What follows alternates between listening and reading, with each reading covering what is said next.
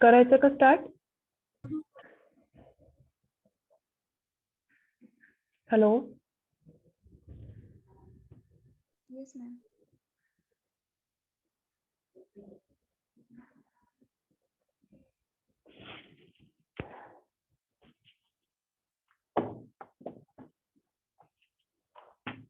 Okay.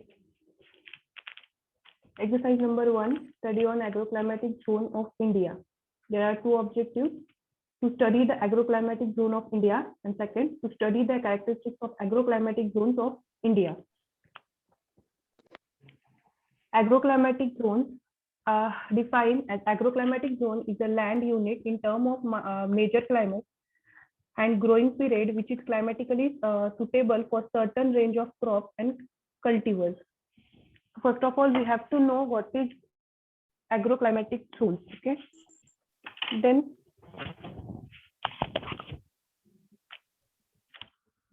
it is a zone in a unit land in terms of major climate and growing period which is climatically suitable for certain range of crops and cultivars. असे वेगवेगळे zones आहेत जे त्या क्रॉपच्या climatic requirement नुसार किंवा water requirement नुसार वेगवेगळ्या crop वेगवेगळ्या डिव्हाइड केल्या गेलेले आहेत ते झोन. तर मग क्लायमॅटिक झोन हे डिपेंड्स असतात सॉइल म्हणजे कोणत्या प्रकार त्या झोन मधली किंवा त्या रिजन मधली सॉइल कोणत्या प्रकारची आहे, त्यानंतर तिथे रेनफॉल किती प्रमाणात पडतो, त्यानंतर तिथलं टेम्परेचर किती, तिथं वॉटर कसं म्हणजे कसं अवेलेबल होतं किंवा कोण्या याच्यात अवेलेबल राहतं, इरिगेटेड आहे, नॉन इरिगेटेड आहे, रेनफेड आहे, ड्रायलँड आहे असं. त्याच्यानंतर several attempts have been made in our country to classify the agroclimatic zone more often climate and ecology. The agroclimatic zone more often climate and ecology have been used as synonyms.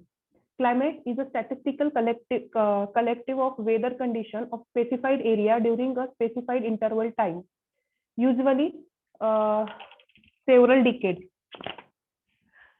जे climate असतं ना ते एका म्हणजे climate हे long एरियासाठी असतं आणि weather जे आहे हे कमी वेळासाठी किंवा छोट्या एरियासाठी जे आपण हे करतो त्याला आपण वेदर म्हणजे जे डेली व्हेरिएशन जे होते ना त्याला आपण वेदर कन्सिडर करतो. आणि जे जनरलाइज फॉर्म मध्ये किंवा पूर्ण खूप साऱ्या ठिकाणचे वेदर ची समराइज करून जी कंडिशन होते त्याला आपण म्हणजे क्लायमेट हे लॉंगर पिरियड साठी असते आणि वेदर हे शॉर्टर पिरियड साठी असतात. ओके, एवढं लक्षात ठेवा असू द्या.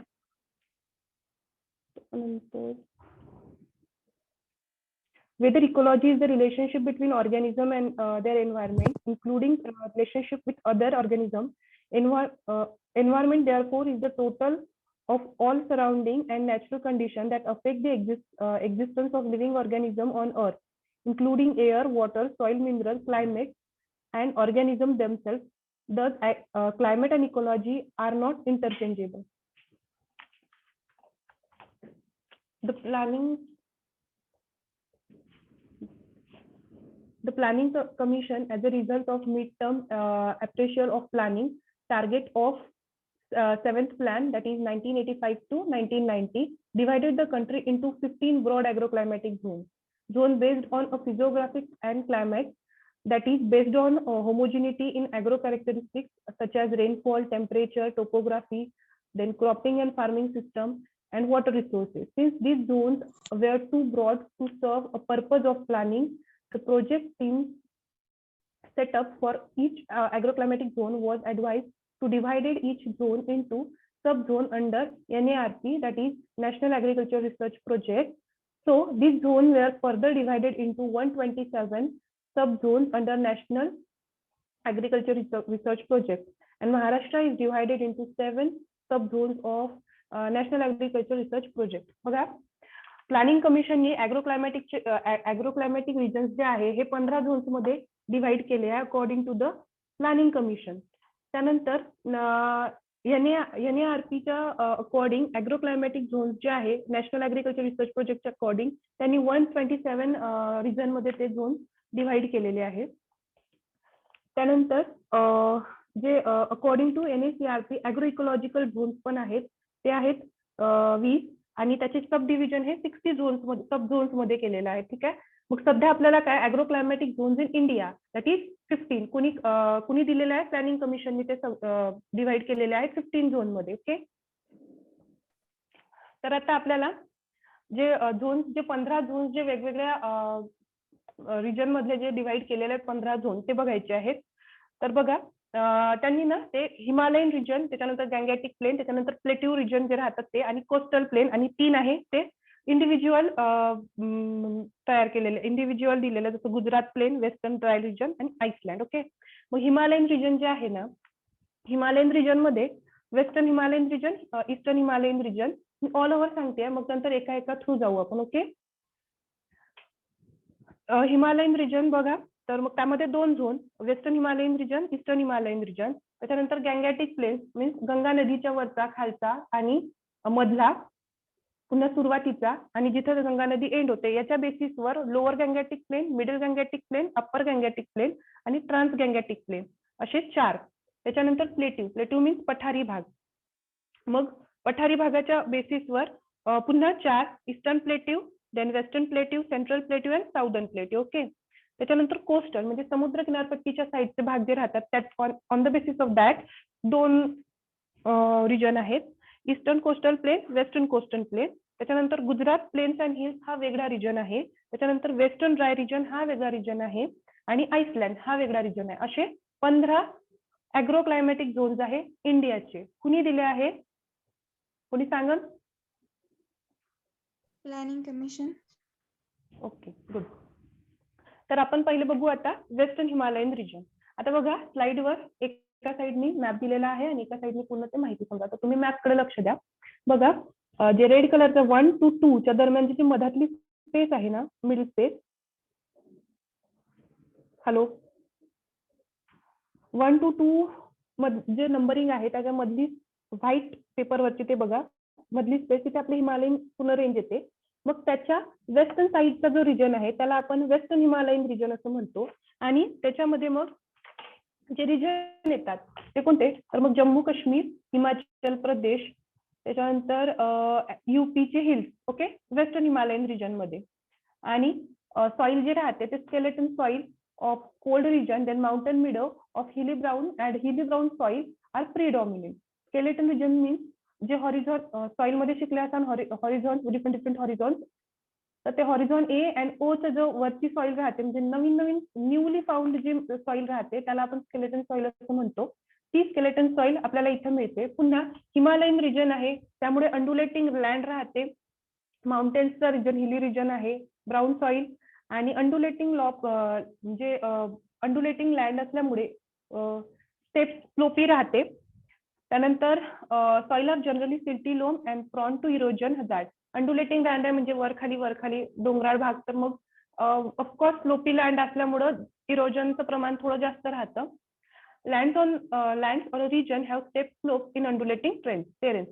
The productivity of this region is lower than the all Indian level. यामध्ये थोडं ऍडिशनल अजून इथली जे क्लायमेट राहते कूल अँड ह्युमिड असतं. त्यानंतर रेन जे अॅन्युअल रेनफॉल जे असतं ते 1650 ते 2000 mm च्या दरम्यान असतं.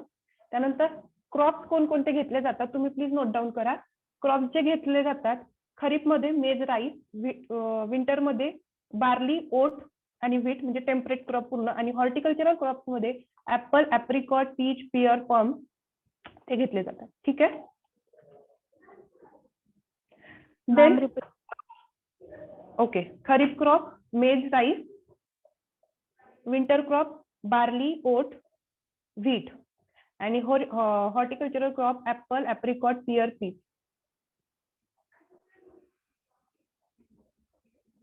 ओके, जायचं पुढं. Yes ma'am. ओके, ही एकटीच आहे का?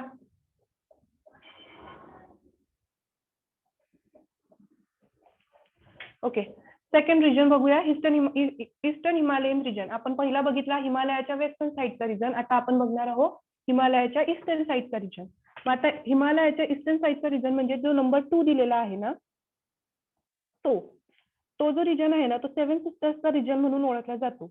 ओके, तर मग या रिजन मध्ये जे स्टेट्स येतात ते बघा, सिक्कीम अँड दार्जिलिंग हिल्स, त्याच्यानंतर Arunachal Pradesh, Meghalaya, Nagaland, Manipur, Tripura, Mizoram, Assam and Jalpaiguri and Cooch Behar, district of waste Bengal. Okay, त्याच्यानंतर यामध्ये the rainfall is high with thick forest cover.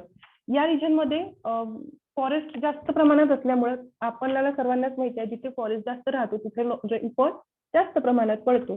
तर कॉमन गोष्ट आहे की जिथे फॉरेस्ट म्हणजे या ठिकाणी फॉरेस्ट जास्त राहतात त्यामुळे रेनफॉल जास्त असतो. Shifting cultivation is practice. High rainfall cause severe erosion and degradation of soil. This region is having a high potential for agriculture, forestry and horticulture.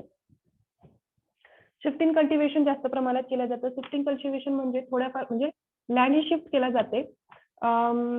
लँडवरची vegetation जे राहते ते कट करून त्यावर आपला क्रॉप ग्रो करून घेणं, काही दिवसापुरती ते ठेवणं, पुन्हा मग दुसऱ्या लँडवर जाणं, त्याला दुसऱ्या लँड मधली जे व्हेजिटेटिव्ह ग्रोथ आहे ते पूर्ण कट करून पुन्हा तिथे दुसरं क्रॉप म्हणजे लँड शिफ्टिंग होते. हाय रेनफॉल असल्यामुळं सॉइल इरोजन होते आणि यामध्ये ॲल्युअल सॉइल जास्त प्रमाणात या रिजन मध्ये पाहायला जाते, कारण म्हणजे पाणी जास्त असल्यामुळे जे म्हणजे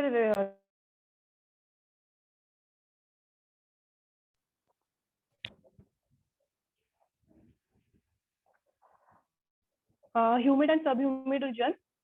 त्याच्यानंतर 1800 ते 3600 mm अॅन्युअल रेनफॉल राहतो आणि क्रॉप या रिजन मध्ये घेतल्या जातात राईस, मेज, पोटॅटो अँड टी. नंतर पुढचा गँगॅटिक प्लेन्सच्या बेसिसवर जे डिवायडेशन आहे रिजन्सचं ते बघूया आपण. गँगॅटिक प्लेन्सच्या बेसिसवर आहे बघा, lower Gangetic plain, middle Gangetic plain, upper Gangetic plain आणि ट्रान्स गँगॅटिक प्लेन. तर आता बघा, गंगा नदीचे उगम जिथनं होतं, आता जे 6 नंबरचा रिजन आहे ना, तो 6 नंबरचा रिजन थ्रू पूर्ण जे 3 नंबरचा रिजन म्हणजे 6, 5, 4 आणि 3 असे ते गंगा नदी समजा गेलेली असं म्हणजे गृहीत धरा आणि गंगा नदी गेलेली, तर मग त्याच्या वरचा म्हणजे जो 6 नंबरचा जो रिजन आहे तो ट्रान्स गँगॅटिक रिजन. त्याच्यानंतर मधला जो आहे तो मिडल गँगॅटिक रिजन. गंगा नदीच्या वरचा रिजन जो आहे तो अप्पर गँगॅटिक रिजन आणि जो 3 नंबरचा जो दिसत आहे तुम्हाला तो लोअर गँगॅटिक रिजन, म्हणजे गंगा नदीच्या एकदम म्हणजे जिथे गंगा नदी एंड होते तिथलं जे म्हटलं जातं तिथे लोअर गँगॅटिक प्लेन. ओके, तर आता सर्वात पहिले आपण लोअर गँगॅटिक प्लेन बघू. लोअर गँगॅटिक प्लेन मध्ये this zone consist of waste Bengal, lower Gangetic plain. जो 3 नंबरचा जो दिसत आहे आपल्याला रिजन तो वेस्ट बेंगॉलचा रिजन आहे, तर त्या लोअर गँगॅटिक प्लेन मध्ये वेस्ट बेंगॉलचा रिजन येतो. Alluvial soil and are prone to flood. Rice cultivation is predominating. इथे ॲल्युअल सॉइल मिळते आणि हा फ्लड हे जास्त प्रमाणात येते तिथे. ठीक आहे, रेनफॉल 1200 ते 1600 mm. त्याच्यानंतर यामध्ये जे क्रॉप ग्रो केले जातात ते राईस सोबतच ज्यूट पण, रॅपसीड पण. ओके, नोट डाऊन करतात ना?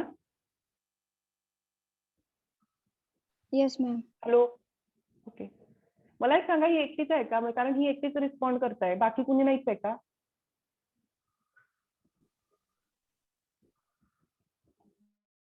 ओके, देन सेकंड गँगॅटिक प्लेन जो येतो तो middle Gangetic plain.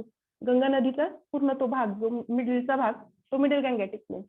This region compares 12 district of eastern UP and 27 district of Bihar plain. 12 district ह्या ईस्टर्न यूपीच्या आणि 27 डिस्ट्रिक्ट ते बिहारच्या या रिजन मध्ये कॉन्ट्रीब्युशन करतात.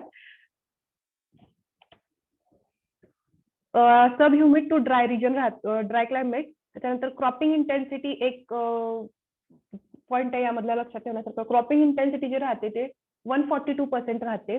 About 61% of area fall under rainfed farming. Okay. Then rice productivity is lowest in this zone. त्यामध्ये जे क्रॉप घेतले जातात ते शुगर केन, मेज आणि व्हीट सोबतच पॅडी पण. त्याच्यानंतर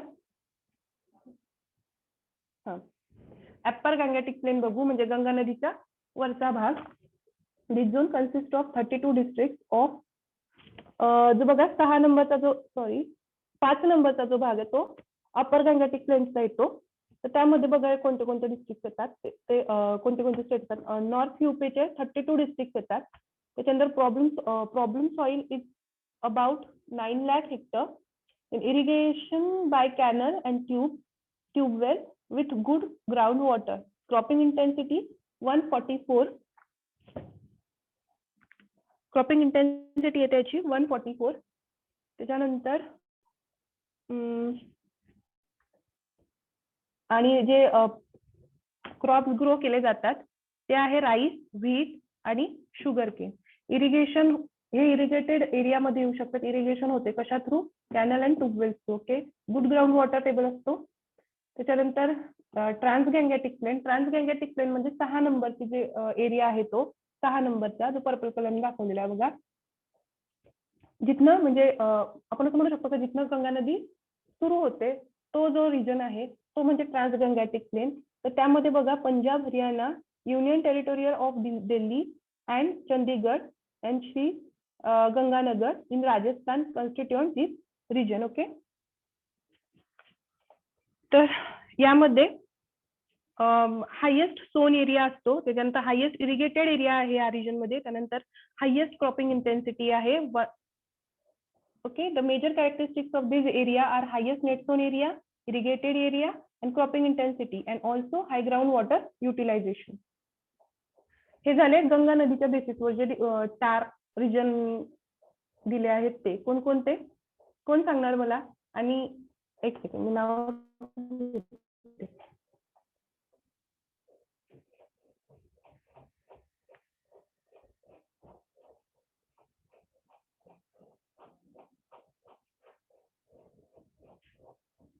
Navnath 23 number. Roll number 23. Yes ma'am. Trans Gangetic Gangetic प्लेन्सच्या बेसिसवर 4 जे रिजन आहेत ते कोणते कोणते आहेत? पंजाब, हरियाणा. रिजन बघ, मी तुला हे नाही विचारलं, स्टेट नाही विचारले, फक्त रिजन सांग मला. म्हणजे झोन्स जे आपण डिवाइड केले ते कोणते कोणते झोन्स आहेत? जसं आता हिमालयनच्या बेसिसवर आपण वेस्टर्न आणि ईस्टर्न हिमालयन केलंय. तर गंगा नदीच्या बेसिसवर किंवा गँगॅटिक प्लेन्सच्या बेसिसवर किती प्लेन्स आहेत? 4 आहेत ना. कोणते कोणते आहेत ते?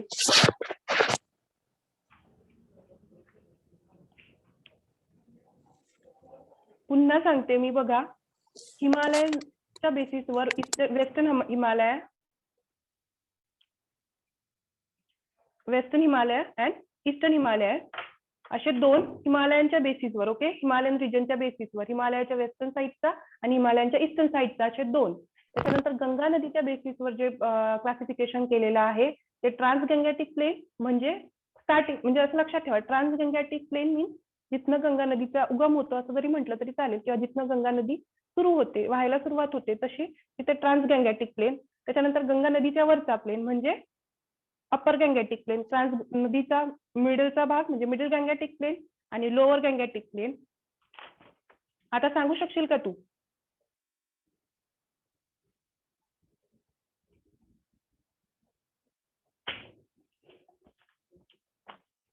हॅलो, मी आता कुणाला विचारलं होतं? नवनाथ.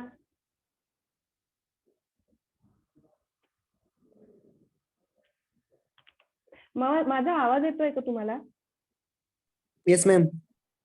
ओके, मी आता जे सांगितलं ते सांगू शकाल का तुम्ही? आपण फक्त जस्ट 6 प्लेन शिकलेलो आहोत, आपल्याला 6 झोन शिकलेलो आहोत, आपल्याला अजून पुढले शिकायचे आहेत, 15 झोन आहेत. त्यामुळे तुम्ही जर रिस्पॉन्स दिला तर पटपट होईल आपलं. तर मला कोणी सांगाल का आता हिमालयन रिजनच्या बेसिसवर पुन्हा गंगा नदीच्या बेसिसवर जे झोन क्लासिफिकेशन झालेलं आहे ते कोण कोण सांगू शकेल मला? कोणत्या बेसिसवर सांगायचं मॅम? दोन्ही पण, म्हणजे आतापर्यंत जे झोन शिकलो आपण, 6 झोन शिकलो. हिमालयन रिजनच्या बेसिसवर वेस्टर्न हिमालयन आणि ईस्टर्न हिमालयन, आणि गँगेटिक Okay. प्लेन बेसिसवर पहिलं ट्रान्स गँगेटिक, त्यानंतर मिडल गँगेटिक, अप्पर गँगेटिक आणि लोअर गँगेटिक रिजन. ओके, त्यामध्ये कोणकोणता रिजन म्हणजे कोणकोणते स्टेट्स येतात ते तुम्ही लक्षात ठेवायचं. पुन्हा सॉइल कोणते अवेलेबल होते ते, पुन्हा कोणते क्रॉप आपण ग्रो करू शकतो ते. ओके, पुढे जाऊ आता आपण. आता plateau and hills. Plateau means पठार. पठारी भागाच्या बेसिसवर आणखी 4 रिजन डिवाइड होतात. Eastern plateau and hills, central plateau and hills, then western plateau and hills and southern plateau and hills. आता बघा, सेंट्रल प्लेट्यू मीन्स मधला भाग. तर जो बघा 9 नंबरचा जो रिजन आहे त्याच्यामध्ये मीन्स 9 आणि 7च्या मधला तो तिकडे पठारी भाग. तर पठारी भागातला मधला भाग म्हणजे सेंट्रल प्लेट्यू अँड हिल्स. त्यानंतर त्याच्या ईस्टर्न साईडचा eastern plateau and hills, western साईडचा वेस्टर्न प्लेट्यू आणि खालच्या साईडचा हा southern plateau and hills. Okay, तर आता आपण बघूया eastern plateau and hills.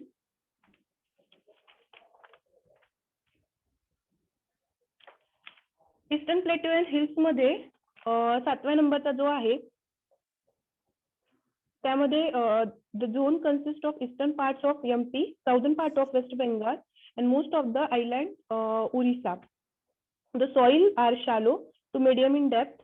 The topography is undulating with a slope of 1 to 10%.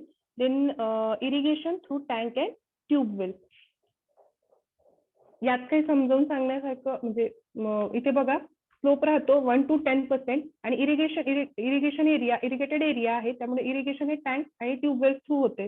आणि अंडुलेटिंग टोपोग्राफी आहे, म्हणजे ओबडधोबड म्हणजे वरखाली असतं. त्याच्यानंतर सेंट्रल प्लेट्यू अँड हिल्स बघू 8 नंबरचा. त्यामध्ये the region compares of MP 46 district MPचे, UP अँड राजस्थान. त्याच्यानंतर about 75% of area come under rainfed. Then land topography is highly variable and about 30% of land is not available for cultivation. Then बघू पुढलं western plateau and hills region.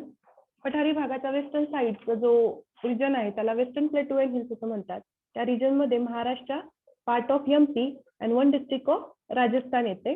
Average rainfall जे आहे इथे 904 mm, irrigated area 12%. आणि with canal जेवढे irrigation होते ते फक्त कॅनलच्या बेसिसवर होते. आणि sorghum, cotton are the predominant crop in this area. Then southern means खालचा भाग 10 नंबरचा जो डार्क ग्रीन कलर मध्ये दाखवलेला आहे बघा. This is a typical semi arid zone comparing 35 district of Andhra Pradesh, Karnataka and Tamil Nadu. Then about 80% of area falls under rainfed farming and hence cropping intensity is 111%. पुढचं बघू कोस्टल प्लेन्सच्या बेसिसवर. आता on the basis of plateau पुन्हा 4 रिजन शिकलो आपण. कोणते तर eastern plateau and hills, western plateau and hills, then central plateau and hills आणि southern plateau and hills. Okay, आता कोस्टल रेंजच्या बेसिसवर. कोस्टल मीन्स जी समुद्र किनारपट्टी जे 2 साईडला आहे आपल्या त्याला, तर ती म्हणजे बघा ती 11 नंबरचा रिजन आहे त्याच्या साईडचा जो रिजन तो, आणि इकडे 12 नंबरचा जो रिजन आहे त्याच्या साईड, म्हणजे अशा 2 साईडने समुद्र किनारपट्टी आहेत ना. तर मग त्या साईडला त्याला जे डिव्हायडेशन मध्ये आणलेलं आहे ते बघा east coast plain and hills region, then west coast plain and hills region. तर या रिजन मध्ये जे येते म्हणजे ईस्ट कोस्ट प्लेन रिजन आहे तो east coast of Tamil Nadu, Andhra Pradesh आणि Orissa. Then soil is deep loamy coastal and deltaic alluvial type. Irrigation through canal and tank, and about 70% of land comes under rainfed farming. Okay, then West Coast Plain and Hills region. The zone consists of west coast of Tamil Nadu, Kerala, Karnataka, Goa. As soil are shallow and medium, loamy, red and lateritic. Then rice, then tapioca, coconut and millet are the important crop in this region. Coastal plain वरच्या दोन शिकलो आता आपण, eastern आणि western coast plain and hills. त्याच्यानंतर एक जो Gujarat plain and hills आहे त्याला वेगळा रिजन म्हणले जातात. त्याच्यानंतर वेस्टर्न ड्राय रिजन आणि एक आइसलँड रिजन. आता 3 रिजन राहिलेले आहेत. आता आपण गुजरात प्लेन अँड हिल्स बघू. गुजरात प्लेन अँड हिल्स बघा 13 नंबरचा ग्रे कलरचा आहे. त्यामध्ये the zone comes under arid climate and covers 19 districts of Gujarat. About 78% of area falls under rainfed with low rainfall. This is an important zone of oilseed production. Gujarat Plain and Hills हा oilseed production साठी important zone मानला जातो आणि हा rainfed area मध्ये येतो, पण rainfall हा कमी प्रमाणात असतो. ओके, त्यानंतर वेस्टर्न ड्राय रिजन बघा 14 नंबरचा parrot colour. This region is characterized by hot sandy desert spread in 9 districts of Rajasthan. Rajasthan मधले जे 9 districts आहेत ते या region मध्ये येतात. Rainfall is erratic with high evaporative demand and vegetation is slanty. Drought and famine are very common features. Then rainfall is only 400 mm. Temperature in winter is 0 degrees Celsius, while in summer it is 45 degrees Celsius. The groundwater is deep and often blackish. Drought drought and famine commonly येतात त्या region मध्ये. Rainfall हा फक्त 400 mm इतका असतो. त्याच्यामध्ये विंटरचं temperature पुन्हा समरचं temperature लक्षात असू द्या. आणि राजस्थानचे 9 डिस्ट्रिक्ट या रिजन मध्ये येतात.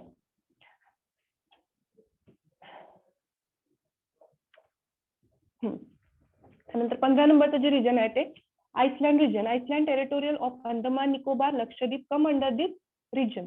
Soil are medium to deep, red, loamy and sandy. बघा इकडे 15 नंबर दिलेला आहे, दिसतंय का? ग्रीन कलरचे डॉट्स दिलेले आहेत, दिसतंय का? हॅलो, 15 नंबरचा एरिया दिसतोय का कुणाला? Yes, ma'am. हा, गुड. 15 नंबरचा एरिया जो आहे तो आइसलँड रिजन म्हणून आपण डिवाइड करतो. तर यामध्ये Andaman Nicobar Lakshadweep come under this region. Soil are medium to deep, red, loam and sandy. Annual rainfall is 3000 mm spent over 8 to 9 months.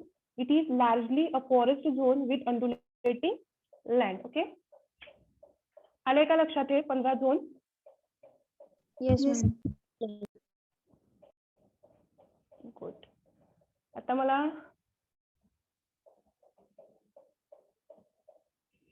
पंधराच्या 15 झोन कोण सांगू शकेल? मॅम सांगू? काय नाव आहे तुझं? श्रुती. ओके, बोल. फर्स्ट आपण हिमालयन रिजन वरून त्याचं डिस्ट्रीब्युशन केलं. त्याच्यामध्ये 2 झोन पडले. ते म्हणजे पहिला आहे वेस्टर्न हिमालयन आणि सेकंड आहे ईस्टर्न हिमालयन. त्यानंतर Good. गँगेटिक प्लेन्सच्या अंडर 4 आहेत. त्याच्यामध्ये ट्रान्स गँगेटिक रिजन, सेकंड आहे मिडल गँगेटिक रिजन, थर्ड आहे अप्पर गँगेटिक रिजन आणि फोर्थ आहे लोअर गँगेटिक रिजन. त्यानंतर प्लेट्यू बेसिसवर पुन्हा 4 पडले. त्याच्यामध्ये आहे first central plateau and hills region, second आहे eastern plateau and hills region, third आहे western plateau and hills region and fourth southern plateau and hills region. त्याच्यानंतर कोस्टल प्लेन्स अँड हिल्सवर त्याचे 5 डिस्ट्रीब्युशन झाले. त्याच्यामध्ये फर्स्ट आहे east coast plain and hills region, second आहे west coast plain and hills region, third आहे Gujarat plains and hills region, fourth आहे western dry region आणि फिफ्थ आहे आइसलँड रिजन. Okay, good. म्हणजे तू सांगितलं ईस्टर्न म्हणजे कोस्टल रिजनच्या कोस्टल प्लेन्सच्या बेसिसवर फक्त 2 झालेले आहेत, ईस्टर्न आणि वेस्टर्न कोस्टल प्लेन. ओके, आणि Gujarat plain and hills, western dry region and island ह्यांना वेगवेगळं म्हणजे रिजन मानला गेलेला आहे. Okay ma'am. ठीक आहे. हिच्या व्यतिरिक्त अजून कोणी सांगू शकेल का? मॅम मी येस मॅम मी हॅलो, मॅम मी सांगू का? नाव सांग तुझं. साक्षी मोरे. ओके, बोल. मॅम ए मध्ये हिमालयन रिजन येतं, त्यात 2 टाइप्स आहेत, वेस्टर्न हिमालयन रिजन आणि ईस्टर्न हिमालयन रिजन. नंतर गॅलेक्टिक प्लेन, त्याचं डिस्ट्रीब्युशन 4 layers, त्यातला first lower Gangetic plain region, second middle Gangetic plain region, third upper Gangetic plain region and fourth trans Gangetic plain region. त्याच्यानंतर plateau and hills मध्ये झालं distribution, त्यात पण 4 त्यातला first eastern plateau and hill region, central plateau and hill region, western plateau and hill region and fourth southern plateau and hill region. त्यानंतर coastal plain and hill मध्ये 2 types झाले, त्यात east coast plain and hill region and second west coast plain and hill region and 30 Gujarat plain and hill region. नंतर western dry region and island region. Okay, good.